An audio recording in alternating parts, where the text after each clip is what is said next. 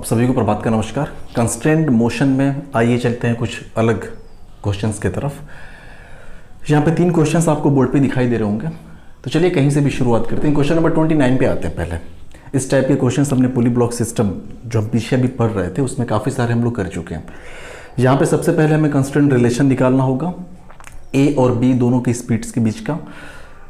यहाँ पे सिंपल सा केस है, ये फिक्स्ड पुली है, ये पुली मूवेबल है, 2 स्ट्रिंग है यहाँ पे, इसको हमने स्ट्रिंग नंबर 1 नाम दे दिया, इसको हमने नाम दे दिया स्ट्रिंग नंबर, और ये स्ट्रिंग जो है स्ट्रिंग नंबर 2 है आपके।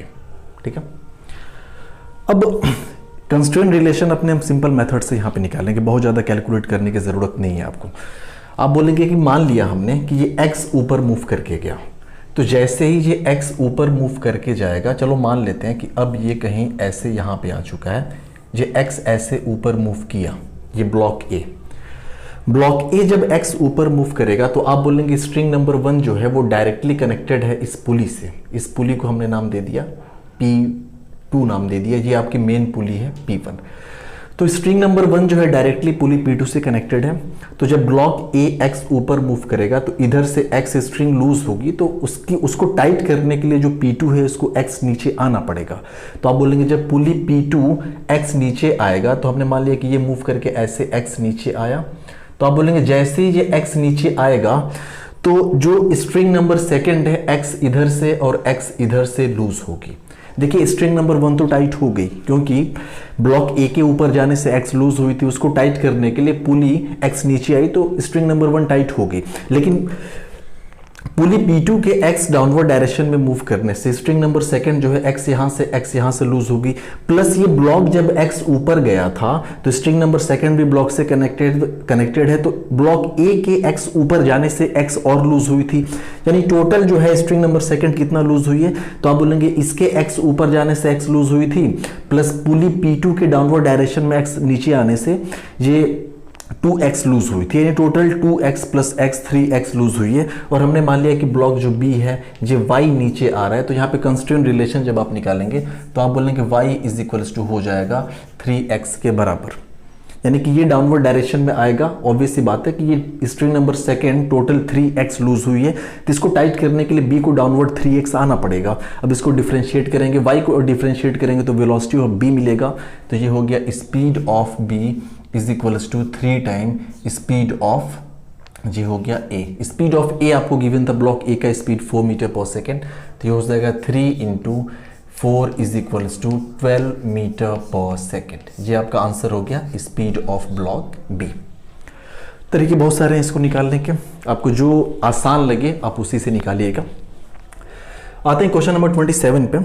27 का केस आपको दिख रहा होगा, एक पुली है जो कि वर्टिकल एक वॉल है उससे रिजिडली फिक्स्ड है।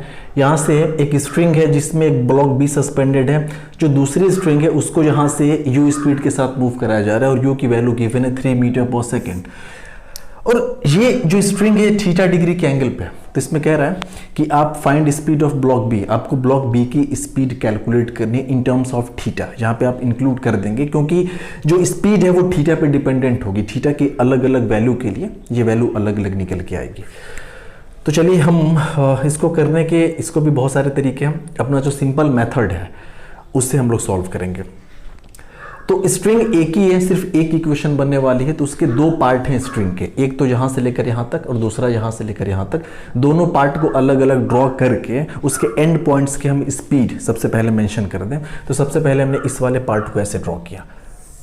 अब ये जो अपर एंड है इस फिक्स्ड पुली के साथ है, इसका मतलब ये वाला एंड हम स्ट्रिंग का ऐसे फिक्स कर देंगे। और हमने चलो मान लिया कि जो ब्लॉक B है ये ऊपर की तरफ जा रहा है VB स्पीड के साथ, तो इसका मतलब जो ये वाला एंड है ये भी ऊपर की तरफ VB से जा रहा है।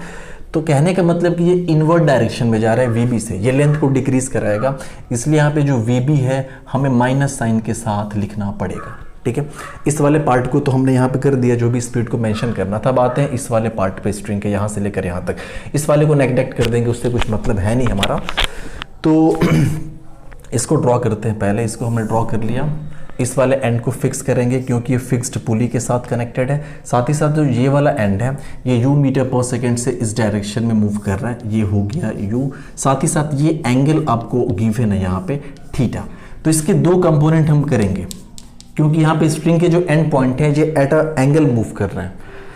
तो इसके जब दो कंपोनेंट, इसको जब कंपोनेंट्स में हम रिजॉल्व करेंगे तो ये एंगल थीटा है तो ये भी थीटा हो जाएगा। एक कंपोनेंट इसका इधर आएगा अलोंग द स्ट्रिंग, एक कंपोनेंट इसका इधर आएगा, ये वाला कंपोनेंट हो जाएगा u cos ऑफ थीटा और ये वाला कंपोनेंट आपका हो जाएगा u sin ऑफ थीटा। देखिए हमें जो नॉर्मल कंपोनेंट होता है एंड पॉइंट का स्ट्रिंग के नॉर्मल, उसको हम इंक्लूड नहीं करते, तो इससे हमारा कुछ मतलब नहीं है। अब इक्वेशन जब यहाँ पे हम बनाएंगे तो आप बोलेंगे यहाँ से हो जाएगा माइनस वी बी, ठीक है, माइनस वी बी हमने कर दिया। यहाँ से हो जाएगा ये प्लस, क्योंकि आउटवर्ड डायरेक्शन में है, plus u cos of theta is equals to 0, तो V B is equals to हो गया u cos of theta. u की वैल्यू अगर 3 कर दें तो V B is equals to 3 cos of theta. तो यहाँ से स्पीड हमने b की कैलकुलेट कर ली। ये सिंपल मेथड है, सबसे सिंपल। बाकी अगर आप डिफरेंशिएट करके सॉल्व करना चाहें तो उससे भी आंसर निकल के आ जाएगा, लेकिन वो प्रोसेस थोड़ा सा लंबा पड़ेगा। देखिए क्वेश्चन नंबर 28, ये भी बहुत बढ़िया क्वेश्चन है नीट और एम्स के पॉइंट ऑफ व्यू से।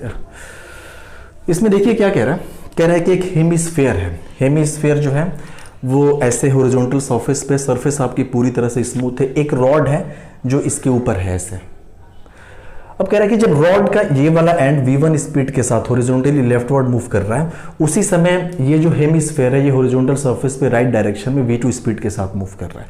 तो कह रहा है कि find rate at which theta is changing in terms of v1 v2 r and theta. Obvious सी बात है, ये थीटा जो होगा डिक्रीज होता जाएगा, डिक्रीज होता जाएगा। जैसे जैसे ये लेफ्ट के टूवर्ड्स मूव करेगा ये वाला एंड, वैसे वैसे थीटा की वैल्यू डिक्रीज होनी है यहाँ पे।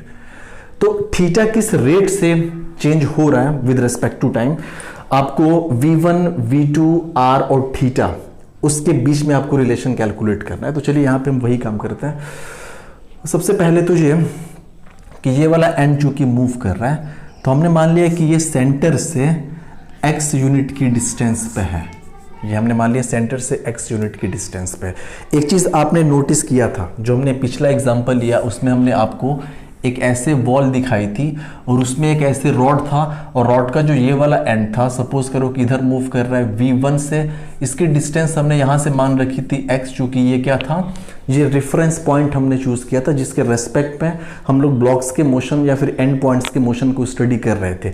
तो यहाँ से हमने क्या लिखा था, आप बोलेंगे यहाँ से हमने लिखा था dx over dt is equals to v1, और ये प्लस साइन के साथ क्यों लिखा था, क्योंकि टाइम के साथ साथ ये x बढ़ता जाएगा जैसे जैसे ये एंड पॉइंट इधर मूव करेगा।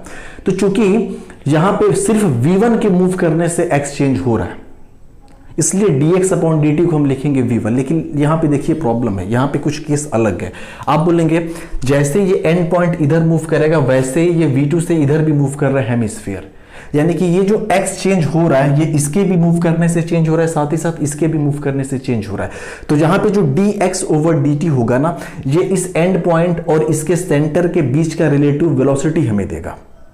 एक बात समझिए आप, यहाँ पे जो अपना रेफरेंस पॉइंट था, ये रेफरेंस पॉइंट या O या फिर रेफरेंस लाइन, ये इस पॉइंट के रेस्पेक्ट में, रॉड का ये वाला पॉइंट जो मूव कर रहा है इसके रेस्पेक्ट में ये मूव नहीं कर रहा था, ठीक है। यहाँ पे x में जो भी चेंजेस हो रहे थे वो हो रहे थे due to change in due to motion of this end. इस एंड के मोशन की वजह से x में चेंजेस हो रहे थे, इसलिए हमने dx अपॉन dt को सिर्फ लिखा था v1। लेकिन यहाँ पे ये एंड इधर जाएगा तो हेमिस्फीयर भी इधर जा रहा है।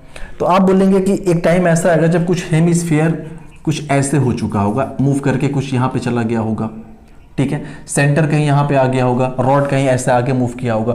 अब जो x है वो चेंज हो रहा है, तो x चेंज हो रहा है सिर्फ और सिर्फ इस रॉड के लेफ्टवर्ड मूव करने से नहीं, इस हेमिस्फीयर के राइटवर्ड मूव करने से भी x में चेंजेस आ रहा है। यानी x के चेंज होने के लिए दोनों स्पीड्स रेस्पॉन्सिबल हैं। तो आप यहाँ से एक चीज़ तो क्लियरली लिख सकते हैं कि भाई हमें एक बात यहाँ से क्लियरली समझ में आ गई कि जो dx ओवर dt होगा वो हमें देगा v1 प्लस v2। समझ में आया, ये दोनों के बीच की रिलेटिव स्पीड देगा हमें dx over dt is equals to v1 plus v2, जो कि अपोजिट डायरेक्शन में मोशन हो रहा है। तो आपको रिलेटिव मोशन में आपने पढ़ा होगा कि स्पीड वहां पे ऐड हो जाती है, ठीक है। अब हम एक जो पोजीशन आपको यहाँ पे दिखाई दे रही है, r हो गया, x हो गया, थीटा हो गया, इसके बीच में एक हम रिलेशन को स्टैब्लिश करें।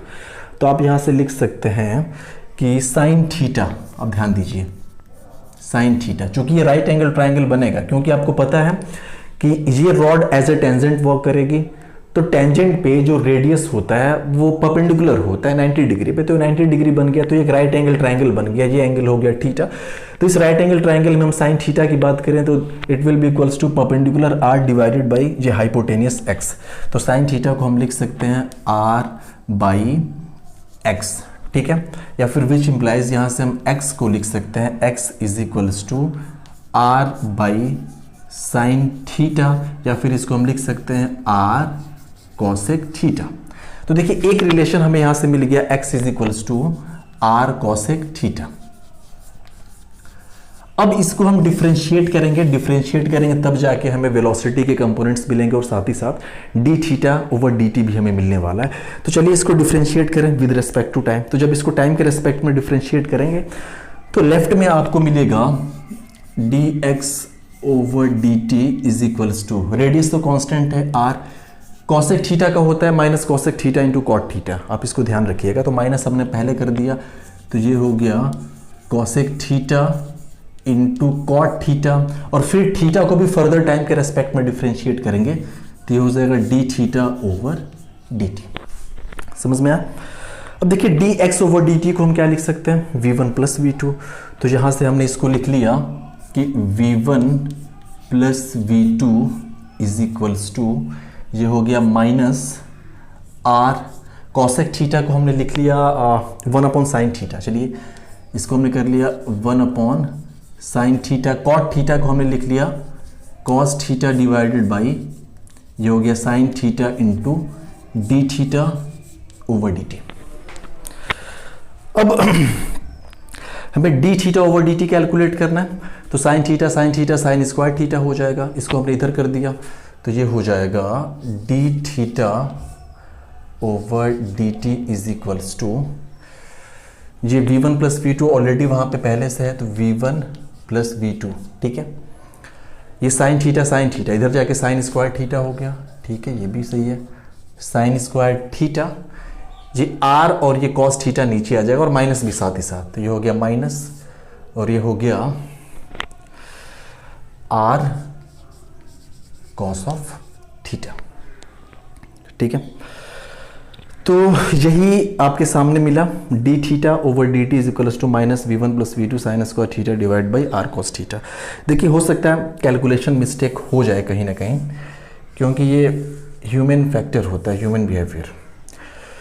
बाकी प्रोसेस यही है, आप एक बार कैलकुलेशन खुद से क्रॉस चेक कर लेंगे। देखिए d theta over D t यानी rate of change of theta is equals to आ गया minus we one plus we two sine square theta divided by are cos of theta. देखिए minus sign यहाँ पे ये शो कर रहा है कि थीटा की वैल्यू टाइम के साथ साथ डिक्रीज होने वाली है, और ऑब्वियस सी बात है आप यहाँ पे देख के कह भी सकते हैं ये एंड जब इधर मूव करेगा तो ऑब्वियस सी बात है थीटा जो है घटता जाएगा, इसलिए वहाँ पे माइनस साइन के साथ निकल के आया।